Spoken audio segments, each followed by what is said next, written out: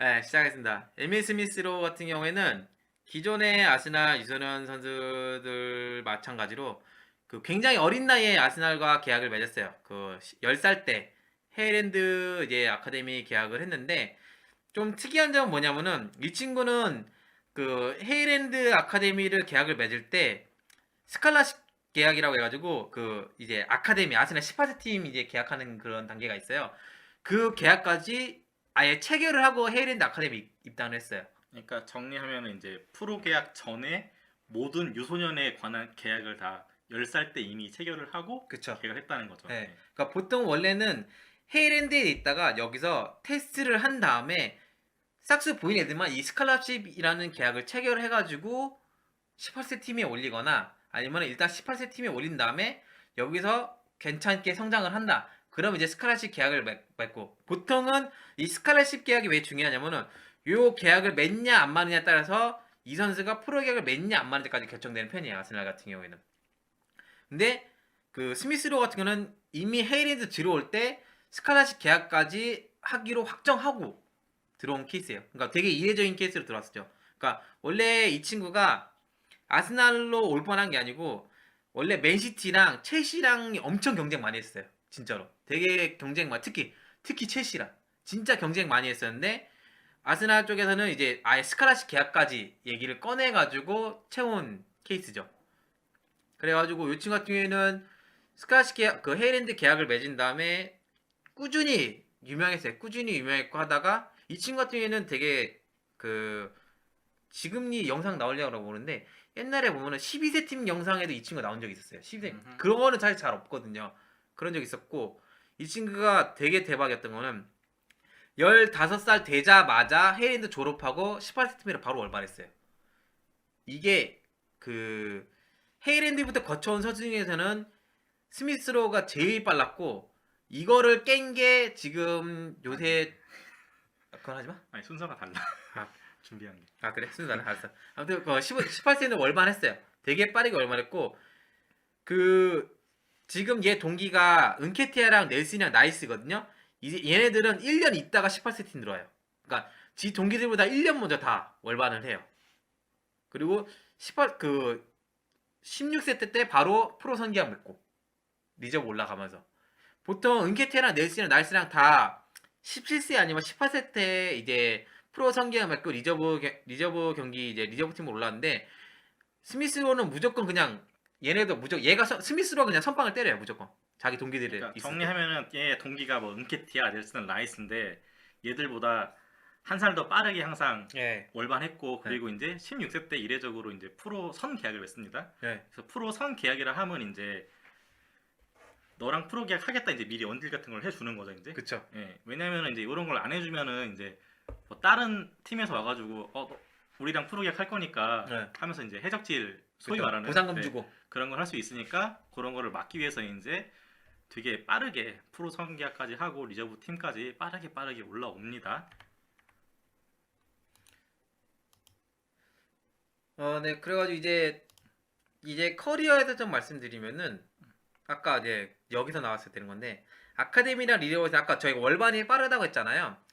그 지금까지 이제 찰리 파티너라는 선수가 이 기록을 갈아키기 전까지 제일 빨라요. 월반 속도는. 그러니까 찰리 파티너가 이제 최근에 이제 언더에 예. 있는 선수인데 이 선수가 나오기 전까지는 월반 속도는 이제 로우가 제일 빨랐다. 네. 예. 이 그 파티너 선수는 다음에 뭐 얘기하지만 이 선수는 스미스로보다 1년씩 빨라요.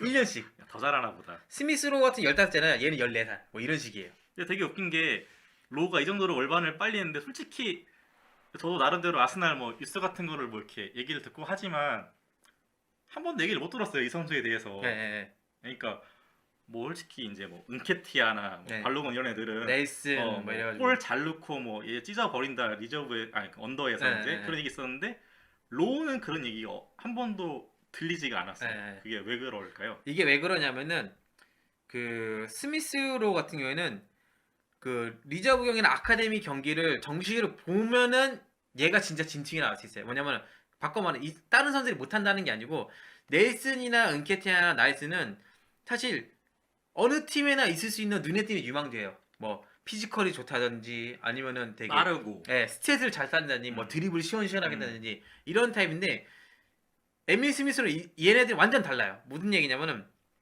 리저브나 아카데미 시절에는 뭐 스미스로 아니 은케티아, 넬슨, 나이스 얘네들이 스탯을 쌓는다든지 뭐 보여준 게 많다고 치면은 그 보여준 거 만들어진 게 다 얘예요. 스미스로. 그러니까 뭐 은케티아 골 넣을 때도 보면 기점 패스가 뭐 기점이나 하든지 아니면 그 만드는 과정에서 지대한 공헌을 한 게 스미스로 하든지 아니면은 넬슨이 뭐 드리블 시원시원하게 치는데 요게 공헌한 게 그 뭐 스미스로 하든지 이런 식인 거죠. 그 나이스 같은 경우에는 어느 정도냐면은 그 스미스로가 뒤에 있으면서 패스 뿌려주면서 오히려 나이스가 공격대 앞으로 나가는 경우가 많았었어요. 그래서 나이스들은 활동량을 이제 그렇게 많이 좀 박스투박스로 그렇게 한다고 눈에 띄면 했는데 결국은 얘네들이 조각을 날 때 보면 항상 스미스로가 있었던 거죠. 항상. 그러니까 결국에는 첼시전을 봐도 에밀이 이게 로우가 이렇게 공 잡는 곳에 이제 항상 뭐 빈 공간에 와서 이제 네. 공이 원활하게 돌아갈 수 있게 도와주고 뭐 뒷선에서 수비가 가담해서 그쵸. 커팅해가지고 앞으로 뿌려주고 이런 네, 장면이 많이 나왔는데 네. 혹시 그런 거는 이제 뭐 스탯으로는 뭐 이렇게 그쵸. 나오는 게 아니니까 하이라이트로도 안 나와요. 사실은. 그치. 풀 경기를 봐야 되는 거라서. 그러니까 실제로 경기를 봐야 할 수 있는 유망주였는데 우리 같은 경우에는 보통 이제 경기 결과나 스탯 같은 거를 많이 챙겨보게 네. 되니까 몰랐고 너는 봤으니까 알았다는 이거래.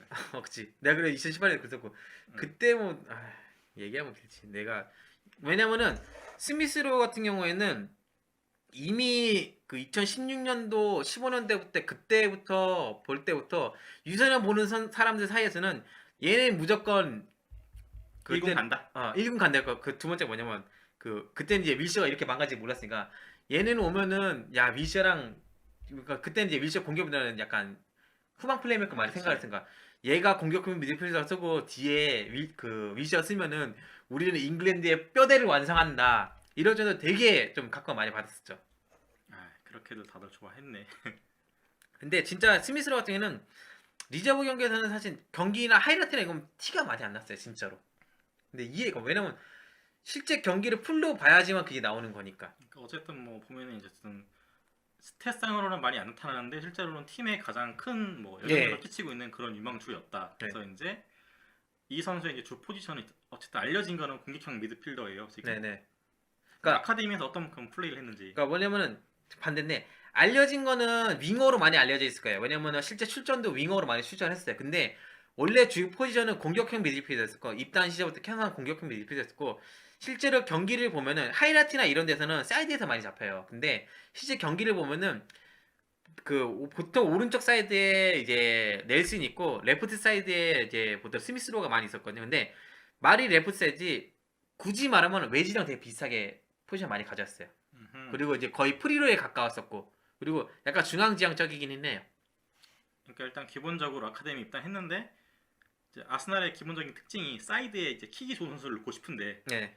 그런 선수가 없다 보니까 그쵸. 넬슨 짝으로 이제 로우를 어쩔 수 없이 왼쪽 약간 윙으로 약간 많이 썼고 하지만 이제 거기에 이제 뭐 이렇게 갇혀있기보다는 거의 프리롤로 이제 뛰었다 이제 그런 얘기죠 이제. 그러니까 되게 재미난 게 그 스미스로가 사이드를 가면서 수혜를 본 친구가 있어요. 우리의 쪼일로. 우리의 쪼일록이 공격형 미드에 나올 수가 있었던 게 스미스로가 사이드를 가면 그랬던 거예요. 쪼일록이 왼쪽으로 갔으면 지금 쪼일록이 있을까? 아니 절대. 아니 이거는 융벨이 청문회 한번 하고 싶어 나.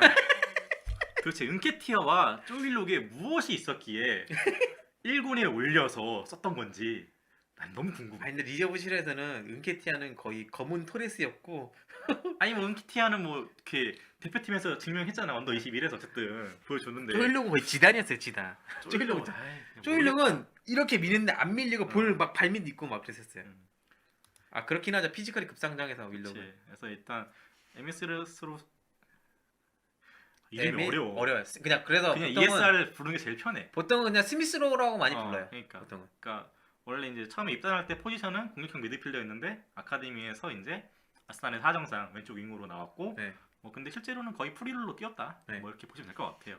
그래서 그 다음으로 이제 이 선수의 특장점을 한번 보도록 하겠습니다. 사실 지금 댓글이나 채팅창에 많은 분들이 뭐 킥이나 이런 얘기를 많이 하시는데 그 스미스로가 예전부터 월반에서 스미스로가 그러다 입에 손으로 계속 아니, 습관이 너 돼가지고. 말을 지금 너무 안 끊고 많이 하니까 네가 힘든 거야. 아 그래서 그런가?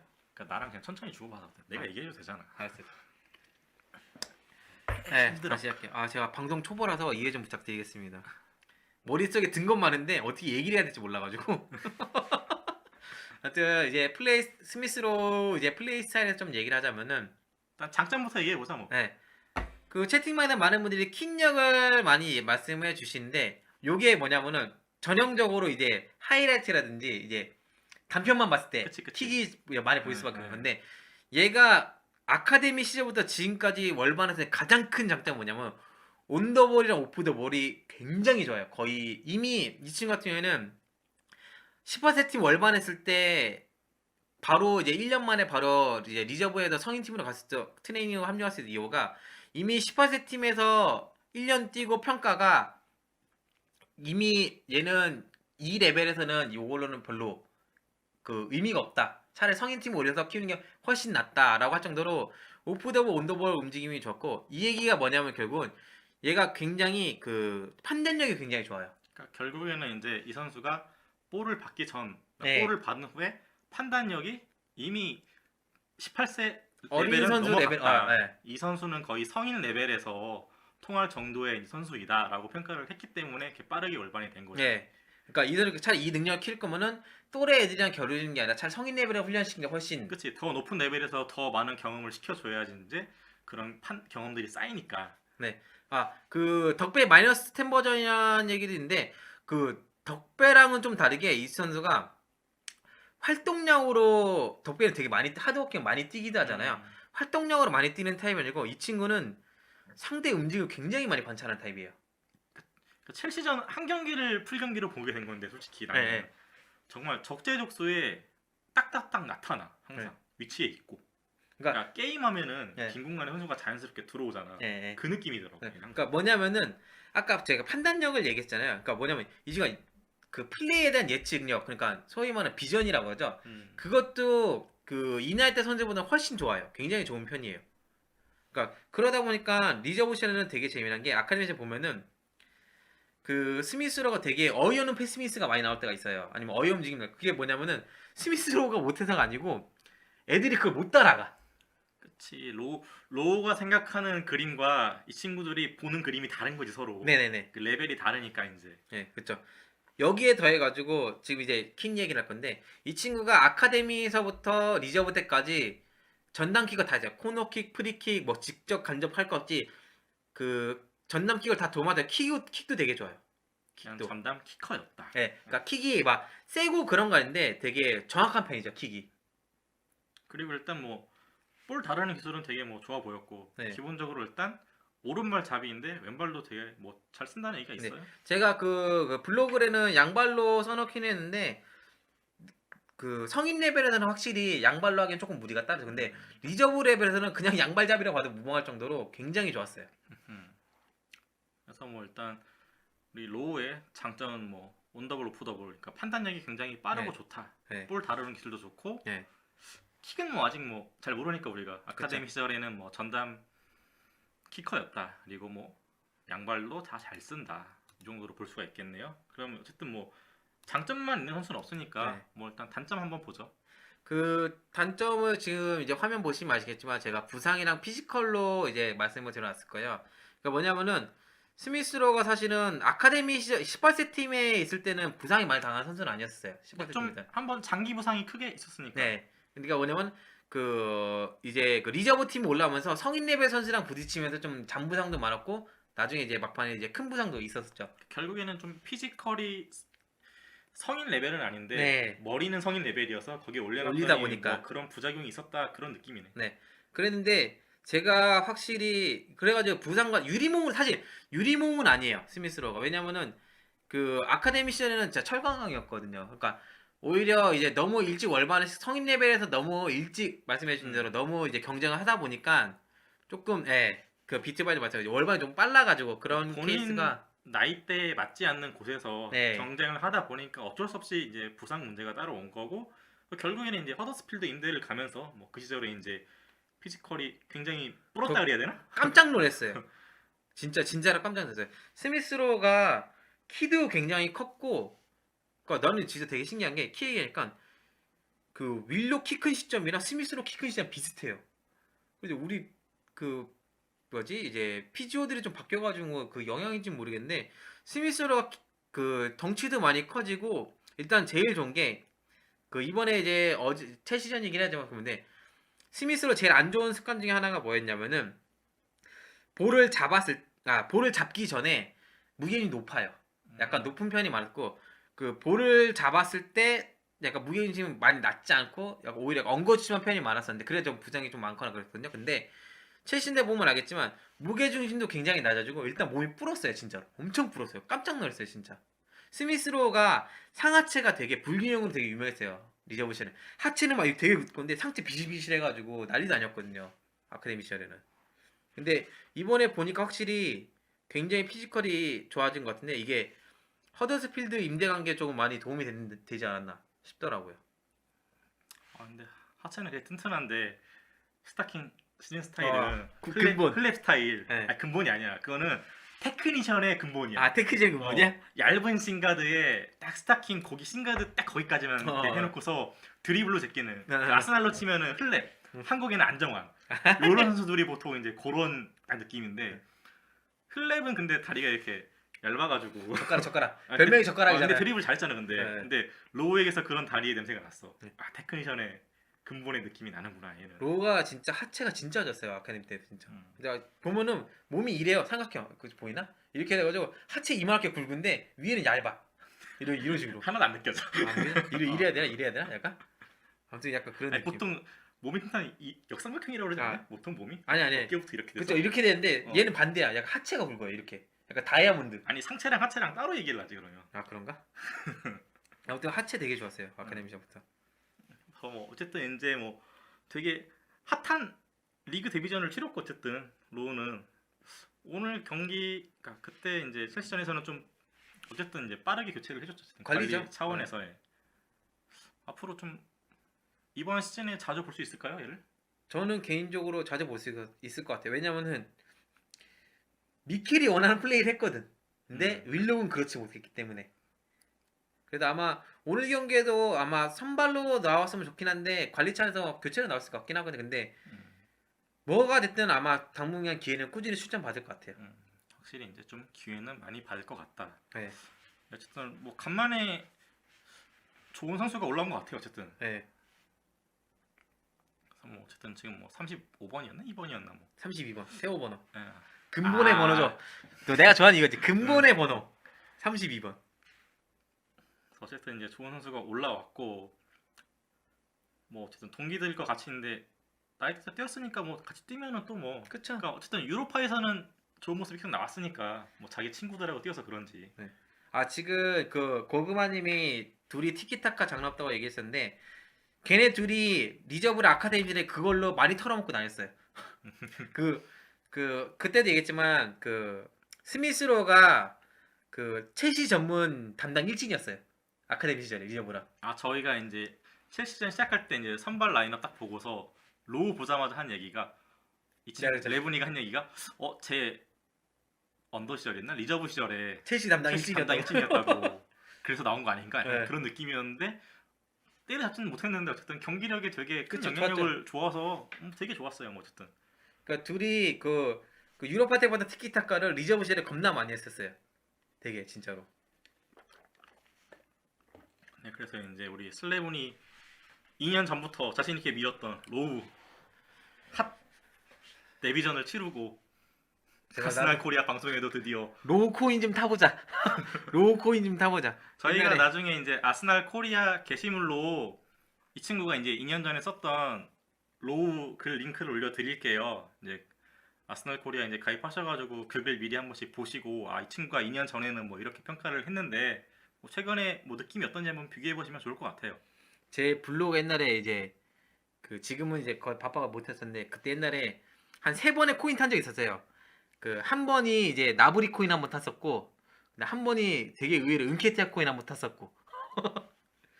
인케티아는 기회를 워낙 많이 주니까 네. 초반에 그리고 좀 반짝이는 느낌이었어 약간 인케티아는. 그랬었죠. 네, 그래서 어쨌든 이제 저희가 이제 아스날 코리아 아마 최초일 거예요 아마. 일단 로우에 관해서 어떤 곳보다 빠르게 설명을 해드렸고요.